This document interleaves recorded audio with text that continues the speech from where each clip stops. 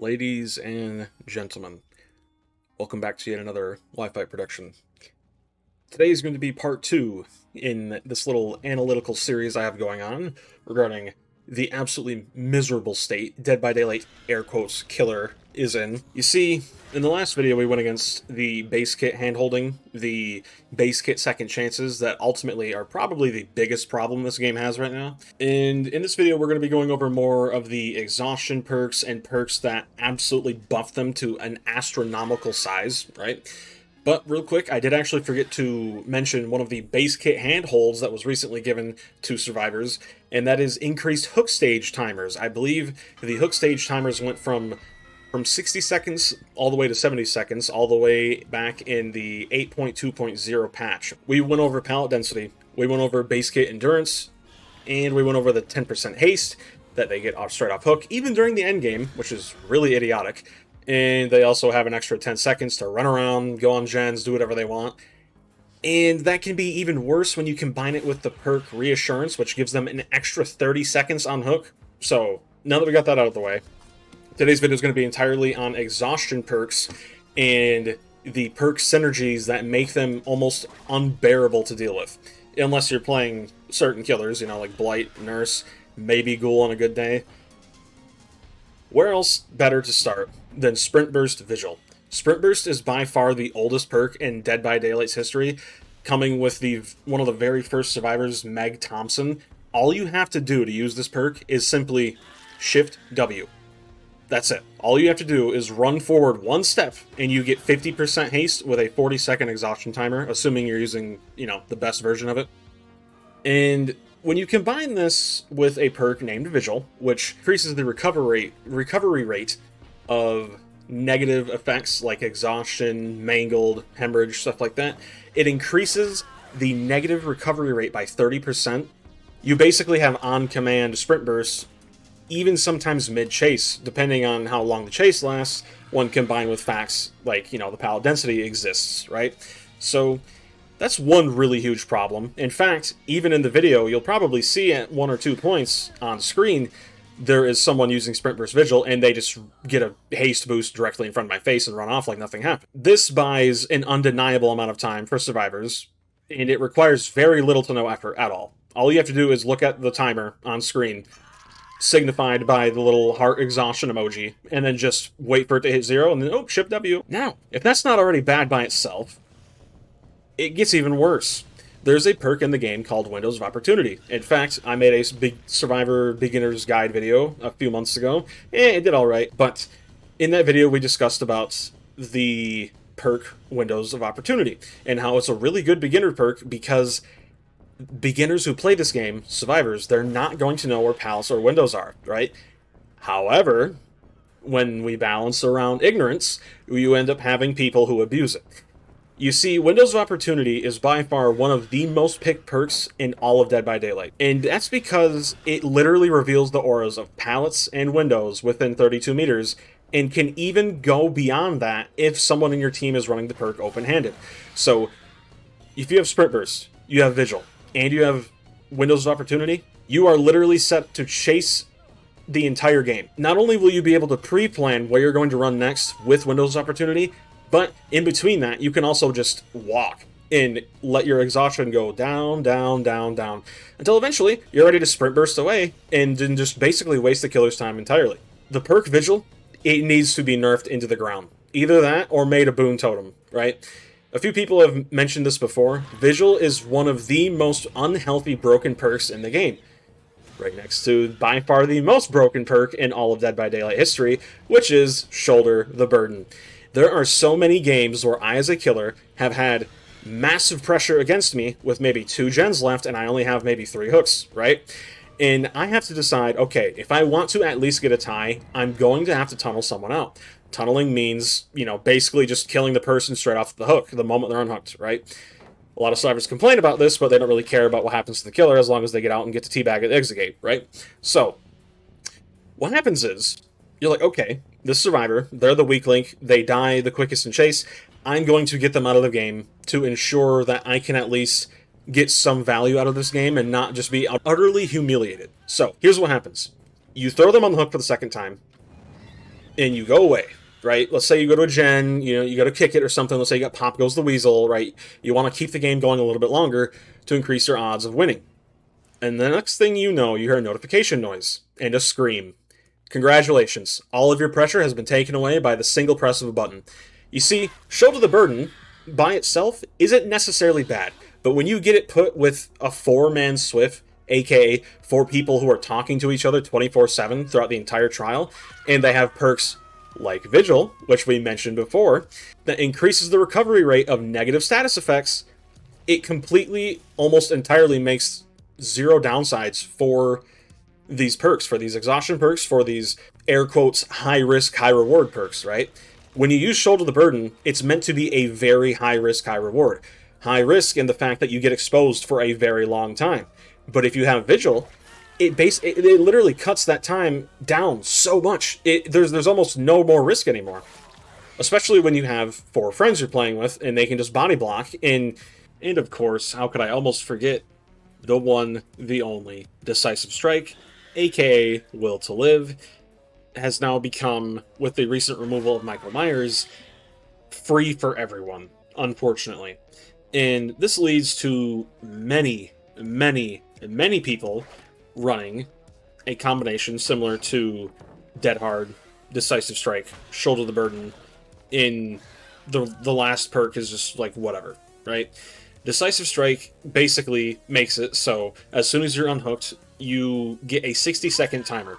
And during this 60 seconds, if you repair a generator, if you cleanse a totem, if you heal a teammate, if you do a conspicuous action, basically meaning if you just try to progress any of your objectives forward, you have this perk deactivated until the next time you get hooked, right?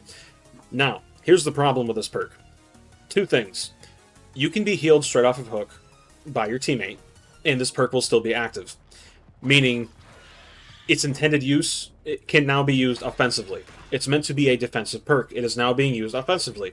And the second problem is the fact that many players will instead abuse this perk, and they will not be using it for any kind of anti-tunnel. They will instead be using it aggressively, offensively, combined with the off-hook 15 seconds of endurance. So what happens is, typically when a Swift, when they unhook one another, and they have Decisive Strike, they will body block the teammate who just unhooked them, especially if they're injured, and you will have 2 options. You will basically hit the survivor, or they will just stand there and stare at you until you do, right?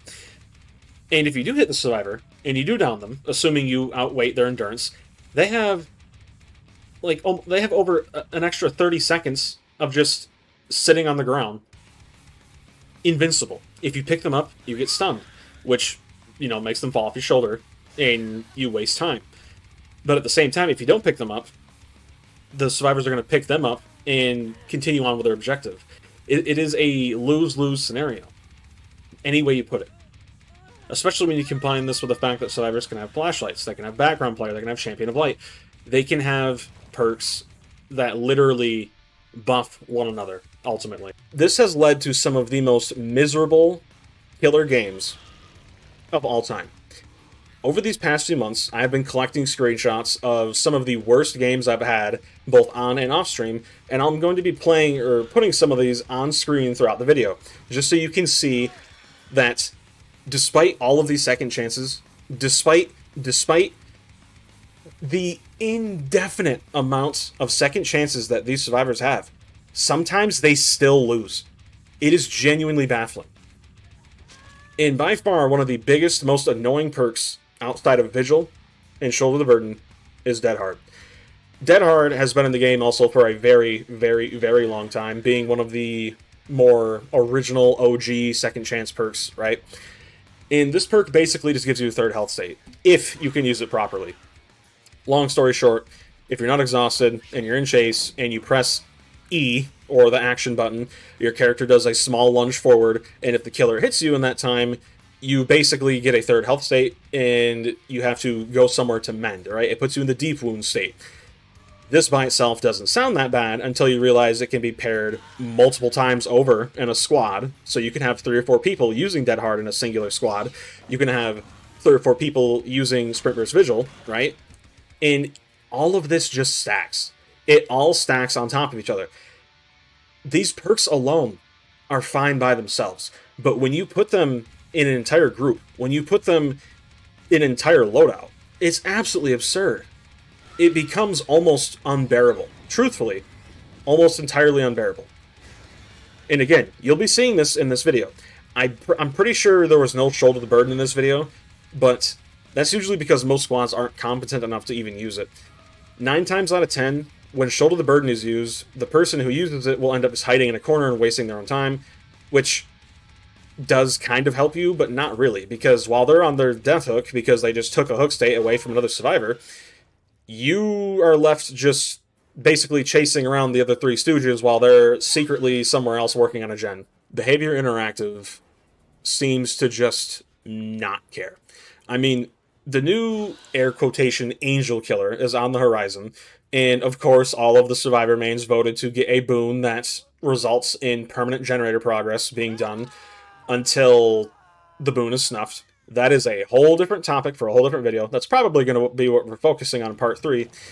But man, there are so many second chance perks in this game. There are so many exhaustion perks, so many different second chance mechanics, like flashlights, for example. We haven't even gotten into those yet. If you use a perk like background player and flashlights, that alone is 2 second chances, one being an item, right? And in the end, man, like, I can't wait for Halloween the game. I can't. This event, the Black Banquet event, has been by far the most miserable, annoying piece of crap event this game has ever had, and it has highlighted every single problem with it. It didn't try to hide them. It didn't try to get rid of these problems. It embraced them. It gave survivors base kit speed hacks. It gave survivors base kit everything. Any means necessary, built to last, all of it. Iron Will, all of it. In the end, I probably did miss maybe 2 or 3 perks that are really problematic. I mean, perks like Blast Mine, they don't even really need to exist at all. That's just a bully perk that does nothing other than make the killer irritated. And this really ties back to the idea that Behavior wants to turn this game into a superhero action hero like Rambo, Tommy Jarvis, Ellen Ripley, you know, save the day fantasy, when that's never what this game was meant to be, and it never will be. Because the truth is, without killer players, this game will not exist. It just won't. And this entire video, again, just a quick reminder, was made to inform either survivor players or newcomers just how miserable the killer state has become. And it's not just a select few killers. No, it's well over half the roster. It is well over, I would say 75% of this game's roster is just absolutely miserable to play. And that's not because the game itself is bad.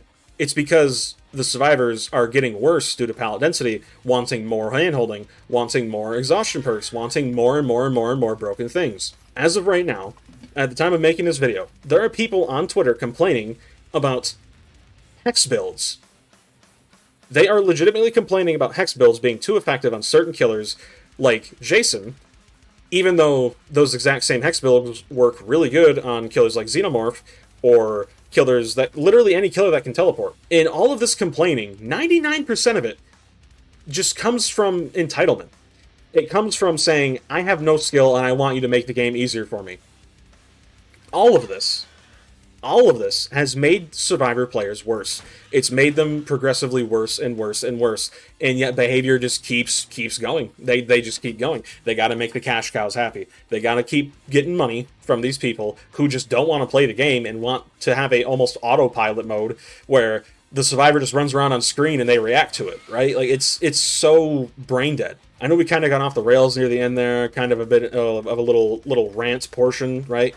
But the reality is, man, I'm so sick of the way people play this game. I really am. You know, it can never just be a decent game. There's always got to be some teabagging. There's always got to be some massive ego that wants to be stroked. It can never just be, you know what, GG's, you outplayed me. No, it's got to be second chance, after second chance, after second chance, after second chance. And when you point this out to these people, they don't refute it. They just say, nuh-uh. And it's like, what the hell do you mean, nuh-uh? Like, the proof is in the pudding, dude. It's right there. And in the end, man, I hope you all got something from this video. Again, apologies for kind of just trailing off in the end there. The truth is, I'm just getting pissed over all of this stuff. It's genuinely an embarrassment that for the 10th year anniversary, this game is currently in the state it's in. Let me know what you guys think down below. If you like the video, feel free to drop a like and or subscribe. Sometime soon, I don't know, either this weekend, Saturday, or maybe Monday, I'm going to be uploading a video talking about Dead by Daylight's cheaters problem and how it's progressively getting worse and worse. I actually managed to get 2 matches on video with blatant cheating, one way more blatant than the other, but we'll get more into that in the future. In the end, thank you guys for watching the video. God bless. Take care.